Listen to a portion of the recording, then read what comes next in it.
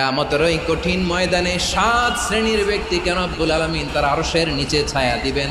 তার মধ্যে প্রথম শ্রেণীর ব্যক্তি হলো ইমামুন আদিল, যে ইনসাফের সাথে বিচার করে, যে জাস্টিস সমাজে সার্ভ করে, যে সুশাসন নিশ্চিত করে, ওই ইমামুন আদিল। আদিল শব্দটা বুঝছেন না? ইন্নাল্লাহা ইয়া'মুরু বিল আদল, পাইছেন? আদিল। 7 শ্রেণীর ব্যক্তিকে আল্লাহ তাআলা সুশীতল আরশের নিচে ছায়া দিবেন, যেদিন তার দেয়া ছায়া ছাড়া কোনো ছায়া থাকবে না। এর প্রথম হচ্ছে ইমামুন আদিল, ন্যায়পরায়ণ শাসক। চিল্লায় বলেন সুবহানাল্লাহ।